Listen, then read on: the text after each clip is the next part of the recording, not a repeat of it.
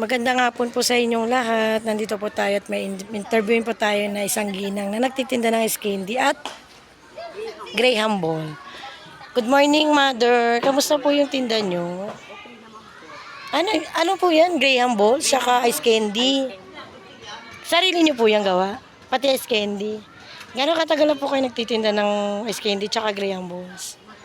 Nung Graham Balls, nung ano pa yung kinder, Kinder pa yung alaga mo.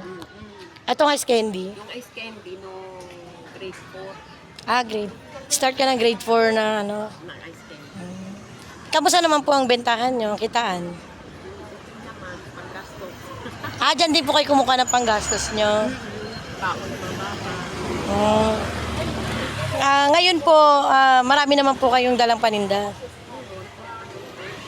Karamihan po ng customer nyo, mga estudyante din po, no? Dito po kayo palagi nagtitinda sa school? So, marami na rin po kayong kilalang parent, customer na parent.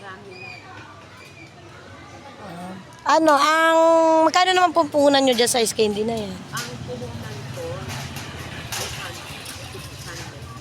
600. Sa isang gawaan lang po yun.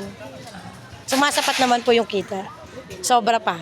Hindi naman, kasi sa mahal naman na yun. Oo, mga pa yung mga bilihin kasi mahal. Pwede po matignan, Nay? Yes, my dear. Okay. Wow! Yan po, meron pong, ano po ito? Ano, cookies and cream. Cookies and cream, Ito ang Salad. buko. Ito yung ano, strawberry. Apat na klase po.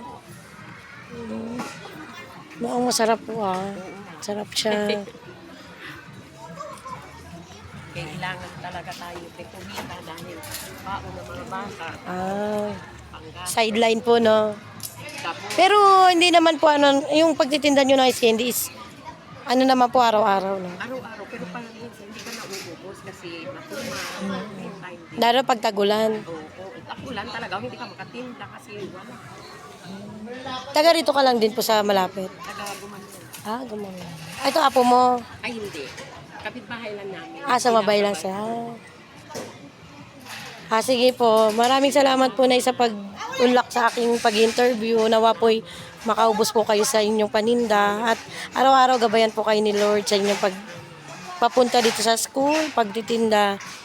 At sa mga nakapanood po nitong video na to is, si nanay po ay napakasipag na isang nanay, magulang, at yung kinikita niya para sa kanyang mga apo, pambaon sa school. Ilan taon na po kayo na? 68. 68. Si nanay po pala isang senior citizen na at lumalaban pa rin po ng patas sa buhay, kumakayod ng maayos para kumita sa mga apo niya. Maraming salamat po sa inyong lahat. Thank you po, Mother. Ito po apo niyo. Thank you po.